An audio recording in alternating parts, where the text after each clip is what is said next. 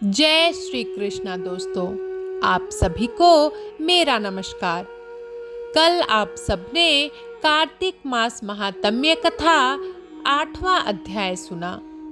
आज मैं आप सबको कार्तिक मास महात्म्य कथा अध्याय 9 सुनाने जा रही हूँ।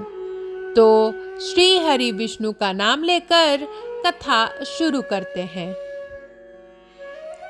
कार्तिक मास महात्म्य कथा अध्याय 9।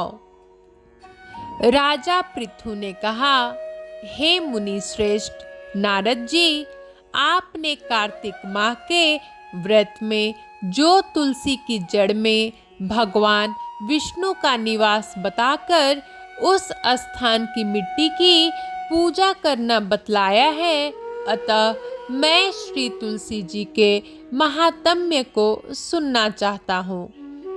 तुलसी जी कहाँ और किस प्रकार उत्पन्न हुई, यह बताने की कृपा करें।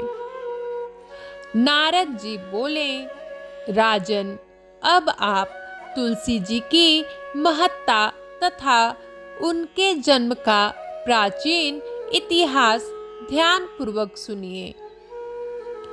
एक बार देवगुरु बृहस्पति और देवराज इंद्र भगवान शंकर का दर्शन करने कैलाश पर्वत की ओर चले। तब भगवान शंकर ने अपने भक्तों की परीक्षा लेने के लिए जटाधारी दिगंबर का रूप धारण कर उन दोनों के मार्ग में अवरोध उत्पन्न किया। यद्यपि वह तेजस्वी, शांत, लंबी भुजा और चौड़ी छाती वाले गौरवर्ण अपने विशाल नेत्रों से युक्त तथा सिर पर जटा धारण किए वैसे ही बैठे थे, तथापि उन भगवान शंकर को न पहचानकर इंद्र ने उनसे उनका नाम व धाम आदि पूछते हुए कहा कि क्या भगवान शंकर अपने स्थान पर है या कहीं गए हुए हैं।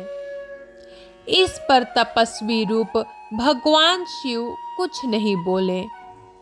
इंद्र को अपने त्रिलोकीनाथ होने का गर्व था। उसी अहंकार के प्रभाव से वह चुप किस प्रकार रह सकता था। उसने क्रोधित होते हुए उस तपस्वी को घुड़क कर कहा, अरे, मैंने तुझसे कुछ पूछा है और तू उसका उत्तर भी नहीं देता।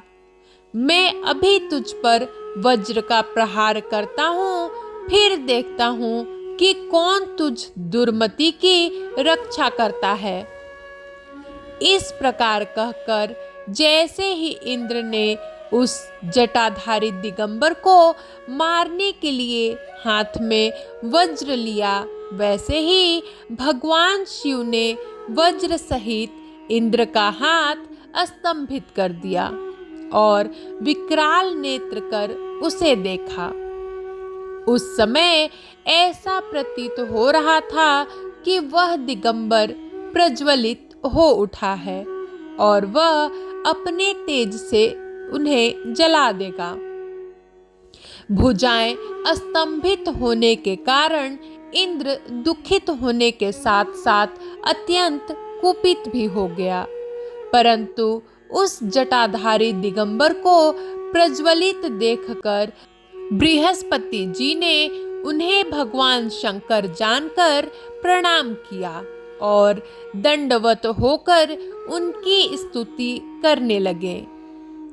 बृहस्पति भगवान शंकर से कहने लगे, हे दीनानाथ, हे महादेव, आप अपने क्रोध को शांत कर लीजिए और इंद्र के इस अपराध को क्षमा कीजिए। बृहस्पति के यह वचन सुनकर भगवान शंकर ने गंभीर वाणी में कहा, मैं अपने नेत्रों से निकाले हुए क्रोध को किस प्रकार रोकूं? तब बृहस्पति ने कहा, भगवान, आप अपना भक्त वत्सल नाम सार्थक करते हुए अपने भक्तों पर दया कीजिए। आप अपने इस तेज को अन्यत्र स्थापित कीजिए और इंद्र का उद्धार कीजिए। तब भगवान शंकर गुरु बृहस्पति से बोले, मैं तुम्हारी स्तुति से अत्यंत प्रसन्न हूँ। तुमने इंद्र को जीवन दान दिलवाया है। मुझे विश्वास है कि मेरे नेत्रों की अग्नि अब इंद्र को पीड़ित नहीं करेगी। बृहस्पति से इस प्रकार कहकर भगवान शिव ने अपने मस्तक से निकाले हुए अग्निमय तेज को अपने हाथों में ले लिया और फिर उसे क्षीर सागर में डाल दिया। तत्पश्चात भगवान शंकर अंतर्ध्यान हो गए। इस प्रकार जिसको जो जानने की कामना थी उसे जानकर इंद्र तथा बृहस्पति अपने अपने स्थान को चले गए। कार्तिक मास महात्म्य कथा 9वां अध्याय समाप्त हुआ। कल मैं आप सभी के लिए कार्तिक मास महात्म्य कथा 10वां अध्याय लेकर आऊंगी। तब तक आप सभी कमेंट बॉक्स में श्री हरि विष्णु का गुणगान करते रहिए। जय श्री कृष्णा, जय विष्णु भगवान, जय माँ लक्ष्मी।